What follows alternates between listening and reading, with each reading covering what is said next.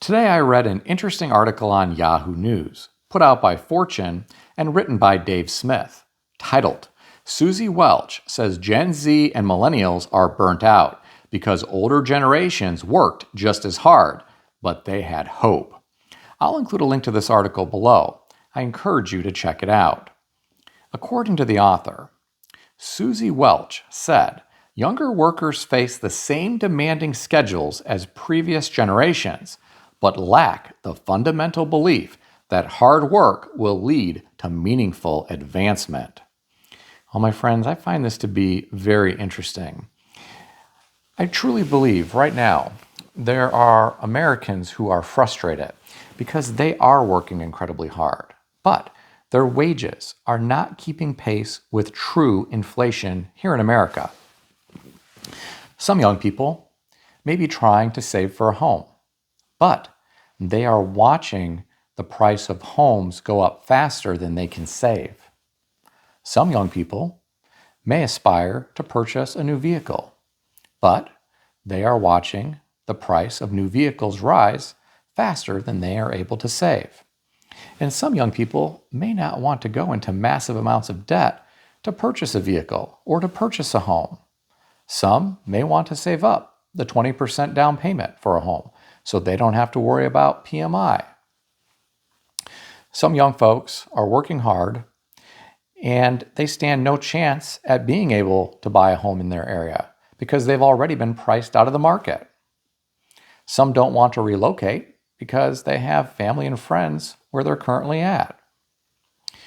Imagine having hopes and dreams, aspiring to have the American dream, wanting to be a homeowner, but you know it's probably not going to happen for you because you are not earning enough at your job.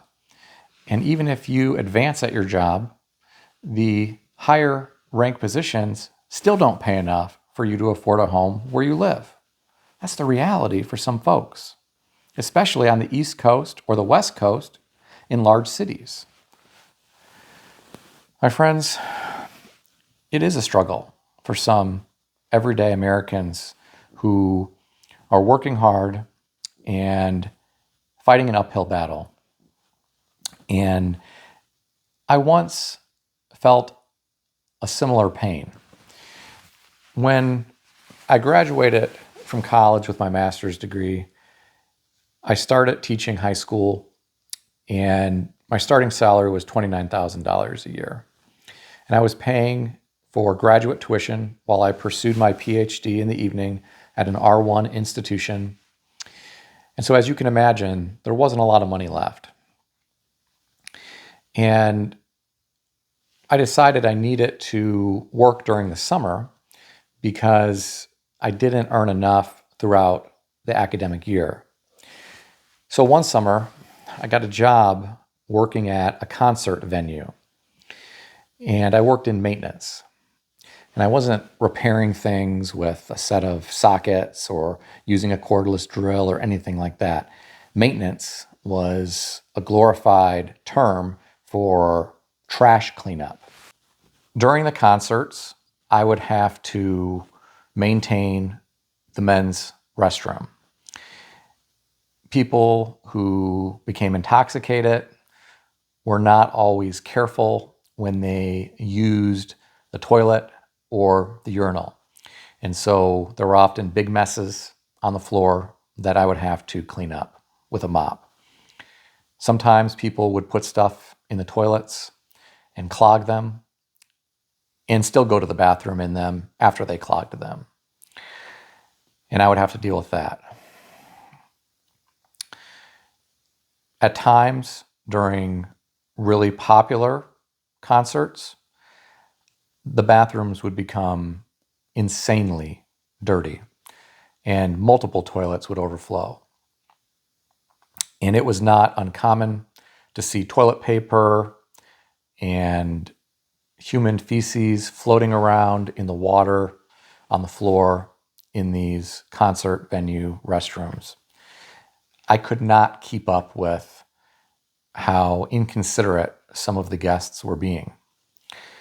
And it was a nasty job. In the evening, after the concert venue closed, we would have to start cleaning up all of the trash. We would clean up trash in the lawn areas.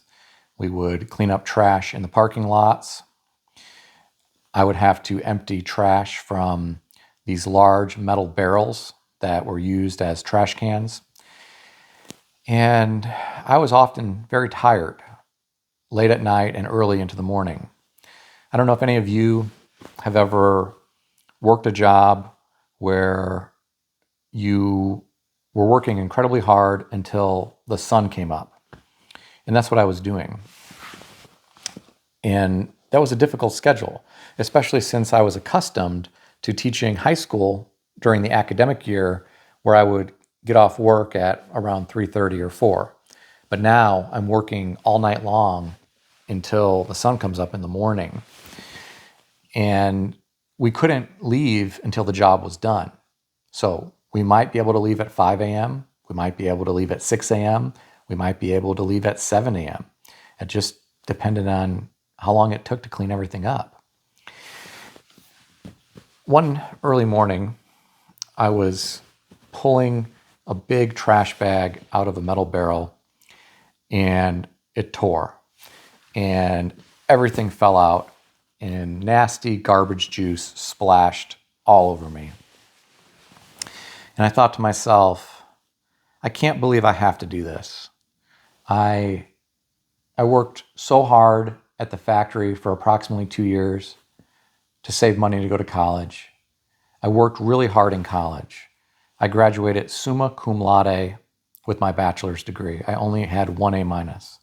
I had a perfect 4.0 GPA for my master's degree.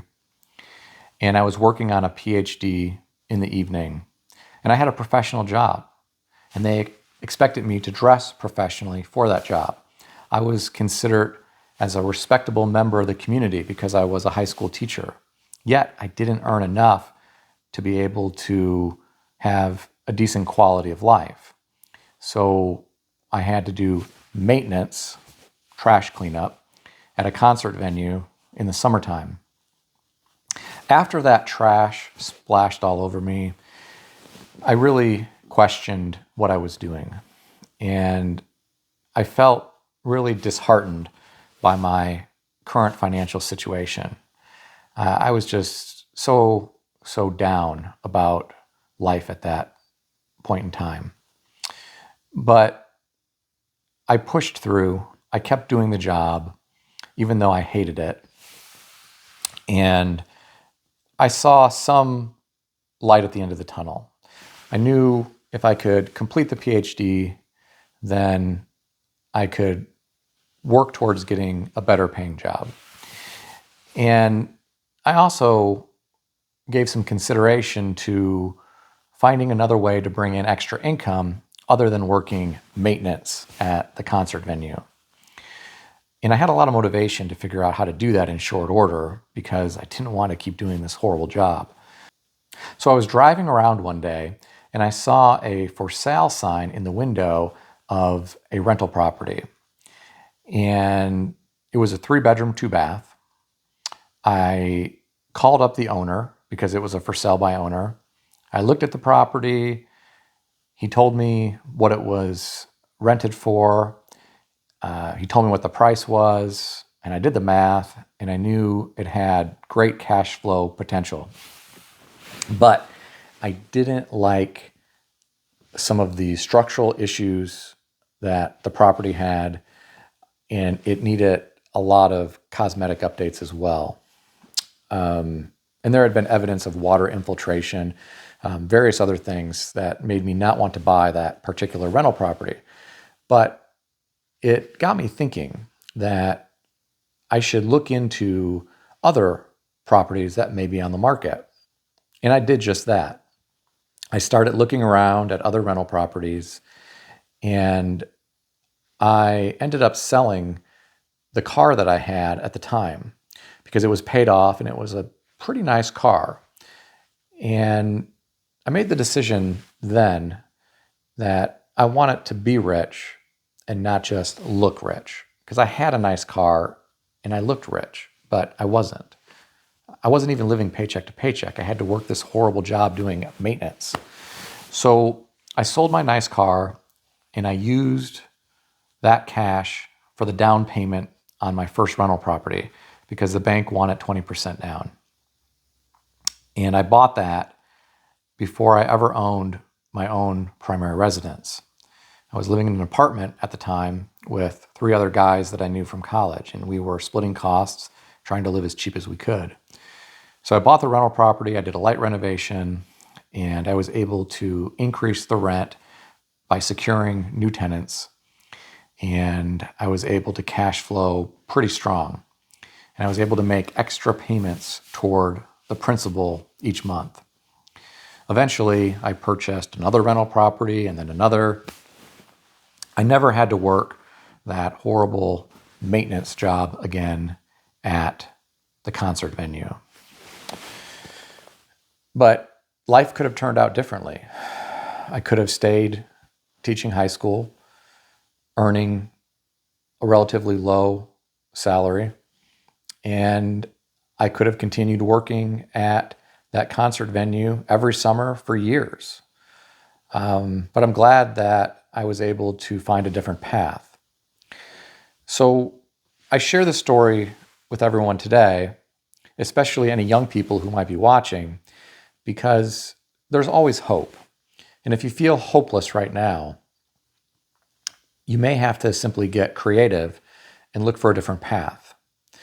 I had to do that. And I'm not suggesting you buy a rental property.